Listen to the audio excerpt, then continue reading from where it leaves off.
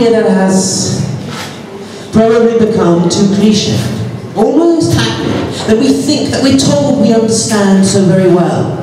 The idea of freedom. And I'm going to trace it back over 2,500 years of history, from a modern problem to an ancient solution. From Foucault to Socrates. But why freedom? Well, I guess, if you actually ask me, I think of this show as some sort of love letter. From myself to freedom and from freedom back. Trying to make us all fall in love with this idea. But as with all real good love letters and reconciliation, I think we've actually got to start with the problem. The problem of what it means to live in a society where you're either necessarily free, or what you want to do is either illegal or regulated. What does that paradox mean? And here I'll nail my philosophical whatever's to the mast, for those of you who know philosophy.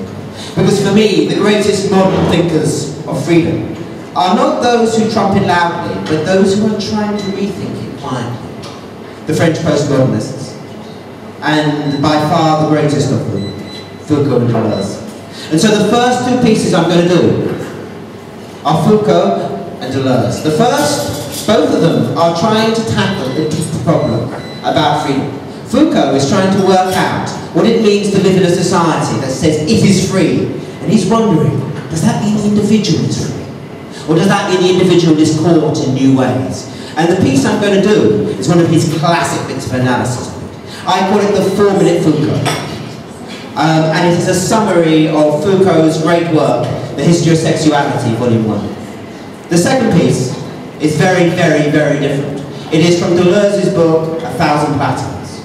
And that's a book where some people would say he was trying to go mad, but other people would say he was trying to understand whether you can understand freedom, not in terms of people, but in terms of those weird events, the kind of events that must exist between us all, that we're all caught up in, like a battle or a meeting, or perhaps just a performance.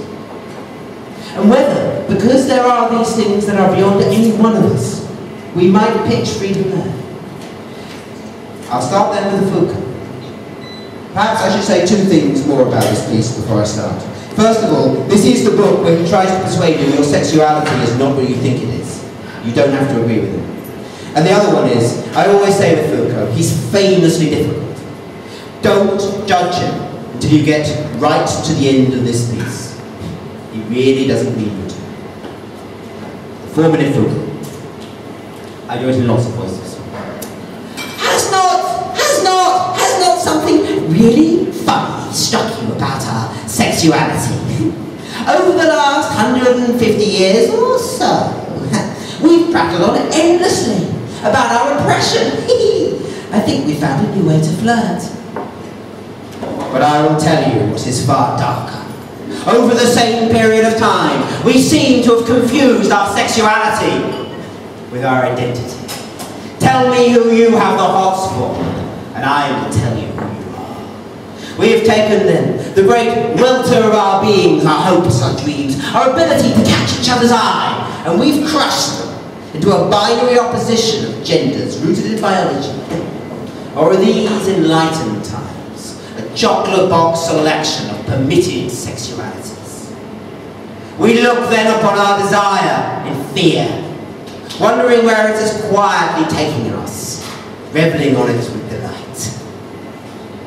We consult, we throw out the bones of our lusts, consult doctors, magical or medical, to tell us who or what we are. We have taken then the wild tempest of our souls, we've sexualized it, and we've medicalized the result. Now, what is involved in this? What kind of power is really at stake? This is clear.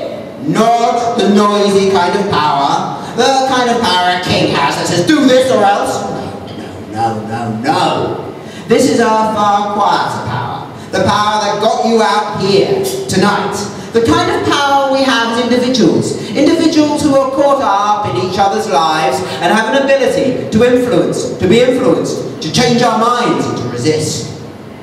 A power then that waxes and wanes over the course of a life, so that sometimes you can do so much, and other times nothing at all. Nor do I think this power could ever be truly separated from how we understand, but rather how we act and what we think, hooked up in some strange union, a union that eddies between that abyss, the one that opens up between us all. Under the single banner of sexuality, under the last 150 years or so, 4 great movements have coalesced. First, there has been a sterilization of the female form. Women were checkmated back into their bodies saturated with an all-pervasive, obnoxious, corrosive sexuality. That sexuality knocked into myths of motherhood and apple pie, seductress or holy sister. And anyone who doesn't conform, don't worry, they might not be normal, but we can treat them. Second, there has been a gathering fear, amounting at last to outright paranoia about what children are doing late at night under the bedclothes, or with each other in the old barn. A fear then of childhood sexuality, a fear that opens out of endless worlds of repression, suppression, regulation, and all too tawdry exhibition. 3.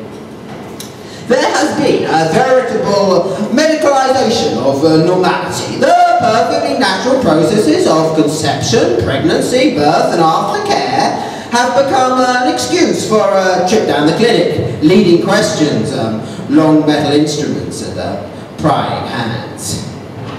4. There's been a veritable proliferation of perversion.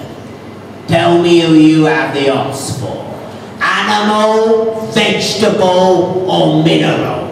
And I have a Latin name for it. And if I don't worry, I can always make one up. But what is really at stake here? What is happening in all this ludicrous expending of energy? What is mankind doing? Well, maybe, just maybe, for the very first time in all of human history, mankind is learning something. He is learning what it means to be a living member of a living species. He has freed himself from that politics of death and from the grasp of death that has held him down in its grasp for so long. A politics of death that was so adept at arranging occasional gruesome executions. He is enmeshing himself in a new kind of politics. A politics that is going to hold him from the cradle to the grave. That is, by the way, I don't mind if you like applause, please do. That's the 4-minute Foucault. It's a summary of history of sexuality in 4 minutes. Now this one is Deleuze. If you haven't come across Deleuze before, I always say with him, for God's sake, don't try and understand him. It doesn't work that way. He's much more like the Holoman. So he's much more poetic. This is his, it's not really an essay so much as an evocation. An evocation that is trying to understand what it means to have things that we can say are beyond us. It's from 1,000 Plateaus. Becoming haecity. Oh, one last thing. A haecity is a thisness. It's the thisness of being. And so he's making a nod to Duns Scotus, but also to Buddhism. There is a singularity, quite different from that of a subject, or an object, or a substance, or a soul. The singularity of a cold breeze on a sultry day. Or the moor that overhangs wuthering heights, but is never described. Or those events, that September's day, the ones we all know so well, when men died and a century's history was unborn. This then is the singularity of the haecity, of the event, of that which is. But do not think this is just a matter of time. It's not that somehow the subject enjoys more time and the event less, any more than a turtle has more life than a mayfly, or a despot calendar more time than a pull-down calendar. It is rather that the time is arranged quite differently. The subject knows only the steady tick-tock of Chronos. It has a time then that holds on to its moments, that binds them fast in memory, across which it unfurls its being. While the event pitches itself once and forever into the wild, mad time of Aeon, the time that opens up in the gap between moments, the shadow of the abyss. A time that cannot leave memory to stagnate in mind, but rather takes it and breaks it against the wall of the future. A time in which a word is spoken that is over, even as it becomes what it truly is, and yet has a power to shake things up for coming. This, then, is the wild time of Dionysus Zagros, the god that lives in the lightning fork of his own destruction. But do not think you freed the event from the grasp of the subject, as long as you only think of it as the subject's accident. No. Say it then, and say it in one breath.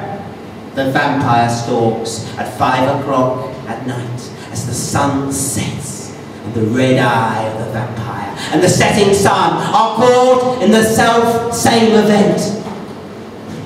Nor can events ever be said to be truly one or truly many. Rather, they are like the great tidal waves of history, rolling all before them, rolling towards the future.